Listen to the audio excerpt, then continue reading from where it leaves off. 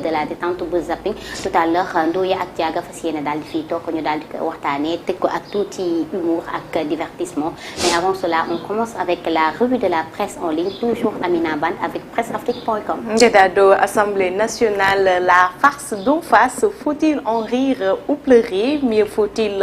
en avoir peur? Une bordélisation de notre Parlement inquiète de plus en plus le Sénégal. Le Sénégal est l'un des pays où la violence verbale est quasiment permanente à l'Assemblée nationale. Des élus du peuple proférant des menaces à leurs collègues, débitant des insanités envers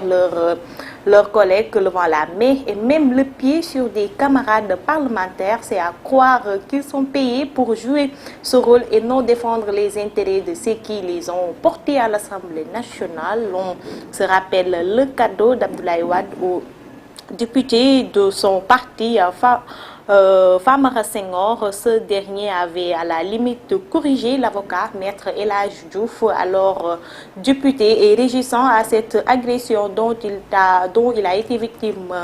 Maître Diouf dit ce jour-là, j'avais laissé mes 2 pistolets dans ma voiture fermée et je n'ai pas pu trouver mon chauffeur nu et j'aurais tué une dizaine de députés du PDS parce que j'étais agressée devant tout le monde à l'hémicycle. C'est souvent la promotion des élus insulteurs de pareils actes concourt à encourager les comportements tels que vécus hier. Guédado. tey nag Presse Afrique ci xëtam gu njëkk mu ñëwaat ci li nga xam ne démb xewoon na foofee ca pencum ndaw réew mi muy assemblée nationale ginnaaw ñu ngi doon voté commission d'enquête bi nga xam ne déjà voté nañ ko sax PDS moo ko fi samp pour daal di seetaat juge yi nga xam ne dañ leen a jiiñ de corruption démb nag voilà bettuñu woon parce que toujours noonu lay demee muy coow ak xuloo duñu dégloonte bu ñuy wax ñii di sànni seen pirik ñii di sànni seen musóor dem ñu gis ni sama maire bi maire Wade Sarr yóbbante na kii nu mu tudd Thierno Alassane Sall mbéju doq boo xam ne xam naa loolu moo ko metti ba tax na mu ne day saisir la justice. Wala Sarr wala Mame Diarra Fam Wala Sarr gisoo boobu. xam nga Mame Diarra Fam la doon xulool mais ba muy dem bañ koy xëcc muy dem xam nga dafa wane ginnaaw mais bi yóbbante na ko mbéju doq boo xam ne naa démb teree na ko nelaw parce que dóor bi rek boo koy xool da nga koy yëg massa nag ki ñu ko def moom démb bul sonn mais mu nekk benn acte boo xam ne nit yi dañ ko ñaawlu ci surtout sur les réseaux sociaux parce que député bu la askan bi jëlee teg la fa pour nga xeex seen ak seen yelleef la mais Sénégal ngay gis ay député yoo xam ne au moment où ñuy voté duñu dégloonte ñii ñu ngi xeex ñii ñu ngi yuuxoo même le président de l'Assemblée nationale mu mel ni kenn respecté wu ko te vraiment c'est déplorable Guédado. mu ngi noonu amatina solo bu baax a baax alors Amina Diouf mu mel na c'est pas une première fois. ñu gis lu ni mel foofu nga xamante ni moo di assemblée nationale bari na li ñuy faral di gis ay jàmmaarloo seen diggante ñoom seen biir naataango député bu ñu fàttalikoo sax nag lu ni mel bi fi mujj sax mënees nañ ci daal di wax ki nga xamante ni moo di Amy Ndiaye Gniby ak ñi nga xamante ni moo nekkoon yenn député yi gannaaw nag ba mu jugee ay tuuma daal di koy ba mu jugee ay yenn kàddu yi daal di koy wax ci seen jiit mu mel na nag lu ni mel à chaque fois dañ koy faral di déplorer bu nekkul tey violence physique ñu nga ca violence verbale ba mu mel ne aujourd'hui li nga xamante ni tegee nañ ko fi député yi comme ni ko Amina Ban waxee tout à l'heure muy daal di xool naka la ñuy def ba porter suñu voix foofee nga xamante ni moo di l'hémicycle fi mu nekk nii dañoo waroo ak moom parce que à chaque fois rek ay xeex ay xuloo ay dàggasante wala sax ay xassante wala ay gaaruwaalante lu ñu mel la ñuy faral di nemmeeku foofee nga xamante ni moo di pencal ndaw réew mi moo ne de ban lañ fiy tabb dañ leen fee tabboon pour ñu présenter peuple bi foofee nga xamante ni moo di hémicycle est-ce que aujourd'hui peut-être Amina tey députés yi ils sont à l'image du peuple. Députés, ils sont à l'image du peuple. Bon, c'est une question qu'on peut se poser quand même. Mais nous, vous faites que l'État Guédado, c'est pour nous protéger l'intérêt général, mais pas des intérêts crypto-personnels. Et malheureusement, l'on l'a fait. Alors, comme nous l'avons rappelé que l'accrochage, quand même, il y a une Assemblée nationale, il y a un problème qui est opposé aux députés de PUR, et Amy Ndiaye Gniby, député yi de PUR yooyu ñu daal di leen ci condamné à une peine de 6 mois ferme donc ce sont des choses à déplorer mais juste dire que Guédado mbir mi yàgg na fi et avant sax may wax li nga xam ne xewoon na ca instant bi le président Abdoulaye Wade nekkee fii au pouvoir ba fàttali ko en septembre 2022 ba ñuy installé nga xam ne mooy assemblée nationale bi soo fàttali ko nga xam ne mooy président bi Amadou Mame Diop bañ koy installé c'est devant des gendarmes ñoom ñoo encadré mbir moomu ndax ki nga xam ne mooy Guy Marius Sagna jëloon na pupitre bi sax daal di koy yóbbu ñeneen ñi daal di foqate li nga xam ne mooy micro bi mu amoon fa ay désordre vraiment grave bi nga xam ne instant bi ñu installé le président quand même des gendarmes ñoom ñoo encadré boobu installation mu nekk image bi nga xam ne c'est malheureux pour un pays démocratique comme le Sénégal mais juste rappeler ci biir texte bi man texte bi dama koy saluer parce que c'est bien quand même de rappeler des choses parce que il faut pas seulement se fier sur ce qui est en train d'être passé parce que depuis maa ngi la koy wax avec Abdoulaye Wade ki nga xamoon ne mooy le député Famara Senghor nga xam ne Abdoulaye Wade da ko décoré woon en lui donnant un 4-4 parce que dafa dooroon dafa roué woon des coups à ki nga xam ne mooy le député maître El Hadj Diouf foofee sa biir assemblée nationale door ko ba mu nooy nepp le président ci boppam daal di woo député boobu nga xam ne mooy Famara Senghor daal di koy remettre li nga xam ne mooy benn 4-4 comme en guise de récompense mu nekk mbir bi nga xam ne woon ñu bëri déploré woon nañ ko même ñi nga xam ne ñoo bokkoon instant boobu ci biir PDS quand même acte boobu gêné woon na leen ba ci ñenn ñi sax sous couvre de l'anonymat génnoon nañ di déplorer acte bi nga xam ne président Abdoulaye Wade posé woon na ko alors depuis boobu aussi ñuy gis ne à chaque fois assemblée c'est toujours comme ça on vit des moments yi nga xam ne nii moment la yi nga xam ne soo koy yow boo koy seetaan toog sa kër di ko seetaan gàcce nga ciy am mais juste dire rek ne c'est pas seulement le Sénégal te da ngay seetaan France am na ñoo xam ne dañuy jug sax songoo xeex yeneen dëkk yu si bëri entre députés dañuy jékki-jékki di am comportement yi nga xam ne nii c'est déshonorable malheureusement gis nañ ko démb ki nga xam ne mooy Thierno Alassane Sall et il a rappelé aussi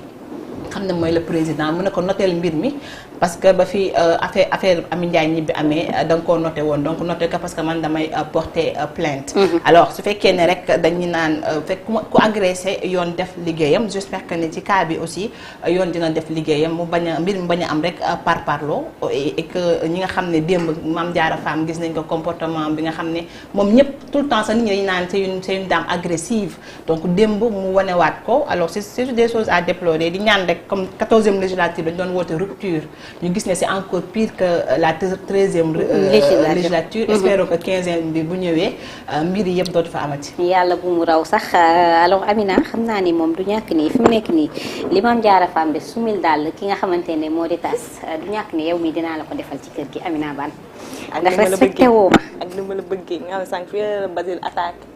ma taxaw respecté woo ma ku ma yeb ci kër gi yaa tax mu yeb ma taxaw di résister en face de Basile ak ni ma la bëggee waaw yàlla baax na dinaa wut commission d'enquête ñu saytu ko ci kër gi parce que man sama ak sama yelleef faa ma xeex ko ci biir kër gi. ko jox faana rek moom sama noonu la moom bu ko jox dama ko jox baabu laa ko jox. waaw kon baax na moom il est neutre aywa ñu daal di wëyal bu ñu jugee presseafrica.com dañuy daal di jëmali seneweb.com. Karim out, première réunion de la commission d'enquête parlementaire ce jeudi. L'Assemblée nationale a adopté ce mercredi la résolution portant mise en place d'une commission d'enquête parlementaire chargée de faire la lumière sur les conditions de l'élimination de candidats, notamment Karim Wade, par la prochaine présidentielle par le Conseil constitutionnel. L'initiative des députés de Wallu, PDS et alliés a été adoptée à 120 voix contre 24. Les membres de la commission d'enquête se lancent dès ce jeudi dans leur mission. D'après les Échos, ils vont en effet tenir leur première réunion. Objectif former le bureau de la commission. Dès que le bureau est connu, les travaux vont démarrer, indiquent les Échos.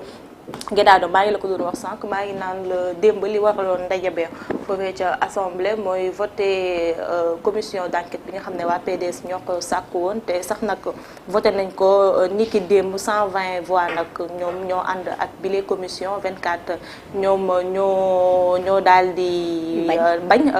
bile sam pop commission mais comme oui bi emporté na ko ci kaw non bi tey jii nii la ñuy tàmbali liggéey bi pour xool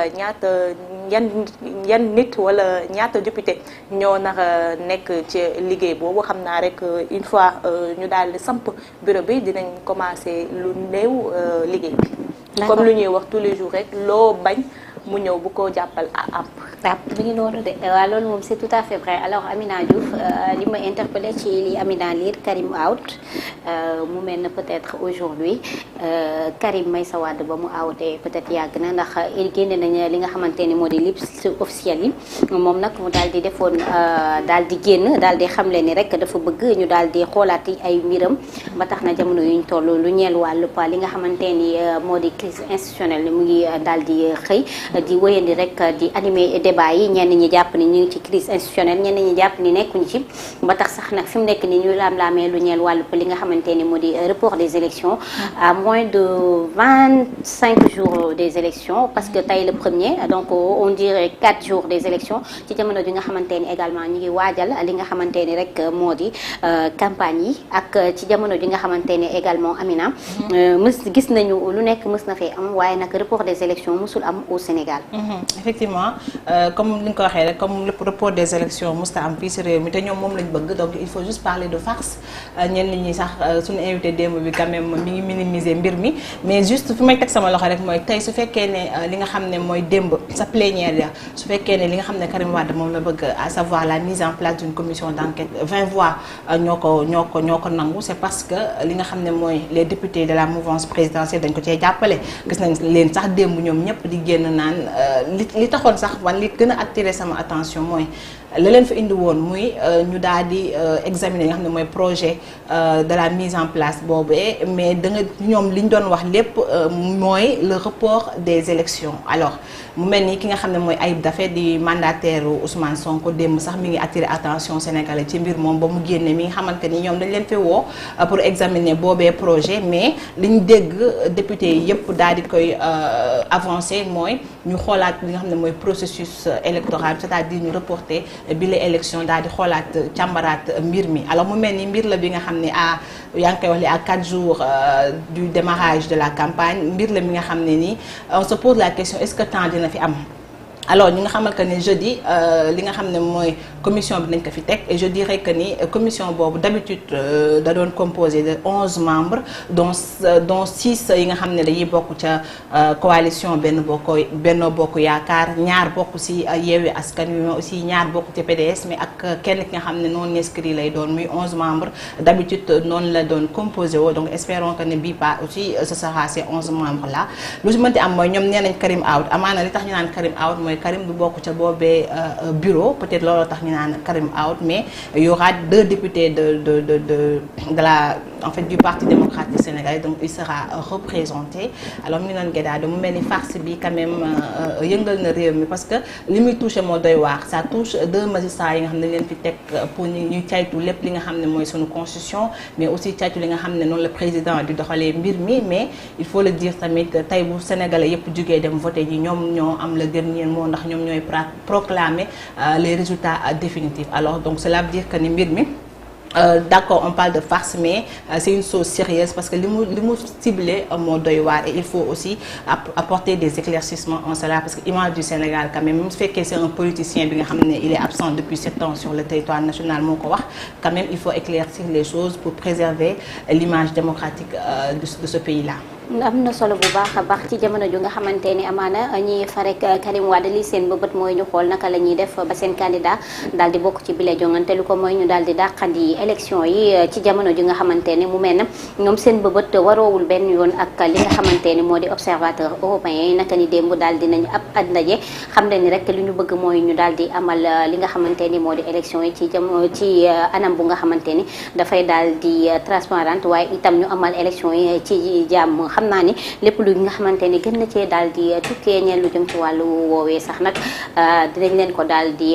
tataagal comme ni ñu koy defee chaque jour ñun presse africaine li ñu tax a jug rek mooy ay information xool naka la ñuy def rek ba daal di leen jox ay information yu daal di werte woo alors Amina on continue avec bu ñu jógee ci Seneweb ñu daal di dem Senenews. On reste toujours dans la politique mais cette fois-ci on va parler de Bassirou Diomaye Faye. La liberté provisoire est refusée aux candidats candidat. Bassirou Diomaye Faye sera l'unique candidat qui va battre campagne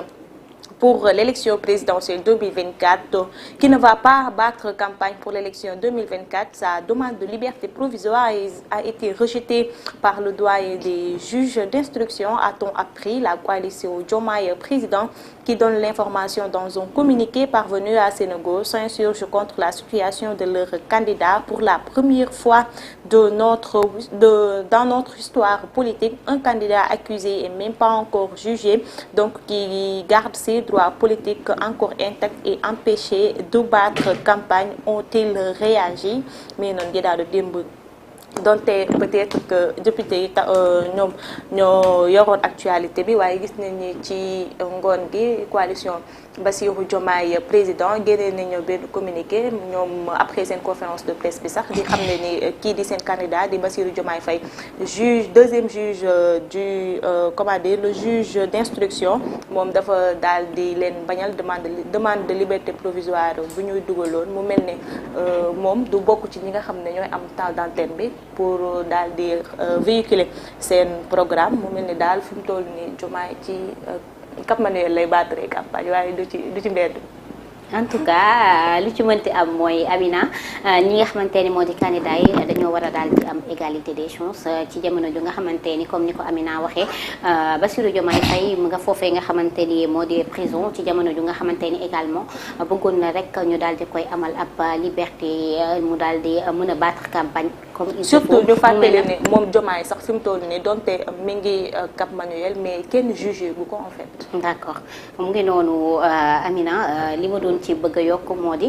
comme ni ma ko waxee tout à l'heure mu nekk lu nga xamante ni dafa nekk dañoo war a daal di def égalité ci ñi nga xamante ni rek ñoo war a dagaan baatu askan wi. Moom nag bañal nañ ko lu ñeel wàllu li nga xamante ni rek moo di liberté provisoire am ngir rek mu daal di mën a dem dagaan baatu askan wi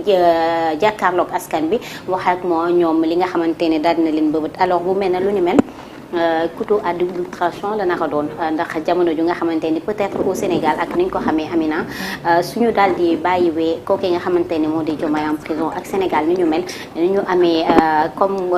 yërmande ni ñuy solidarité wi mu mel ne bu ñu ko bàyyee foofu nga xamante ni moo di Ndungu Sine peut-être mën na leen jural li nga xamante ni peut-être xalaatuñ ko woon rawatina sonal ñi nga xamante ni tey ñoo nekk au pouvoir ndax Sénégal dañuy sot tout le temps dañuy sot Amina ñun Sénégal moom tout le temps dañuy sot kuy xoqatal nit voilà à chaque fois day doole nit quoi. Alors moi je dis juste que ni c'est un comme tamit mën na bañ a tax ñu bañ a xam également kan mooy amaana peut-être xam nañ kan mooy Bassirou Diomaye Faye mais mën na tax ñu daal di xaw a am tuuti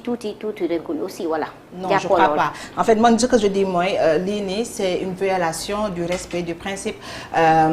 de l'égalité entre les candidats. Tout à fait loi moo ne cour d'appel. moom moo war a veiller à ce que candidat yëpp daal di am li nga xam ne mooy légalité c'est-à-dire que ñu am même traitement bi tey képp ko xam ne war na am temps d'antenne ñu daal di la koy jox. Alors yaa ngi koy wax léegi Diomaye candidat à la présidentielle en prison lan la mën a jural li nga xam ne mooy soit en fait Pastef ou Pastef dissous wala lan la mën a jural li nga xam ne mooy le régime en place. Alors juste rappeler que ni rek.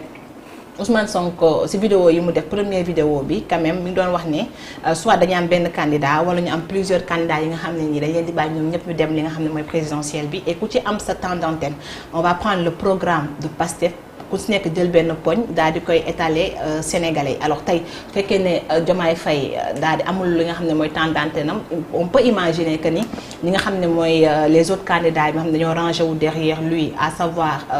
docteur Cheikh Tidiane Dièye mi nga xam bëgg dem génn na wax ne il se range derrière Diomaye. ñooñu tey mën nañ jël seeni programme teg ko fële daal di jël programme bi nga xam ne mooy le programme de Pastef bu ñu amee seen temps d'antenne ñu daal di koy étaler. Mais juste rek. Dire que ni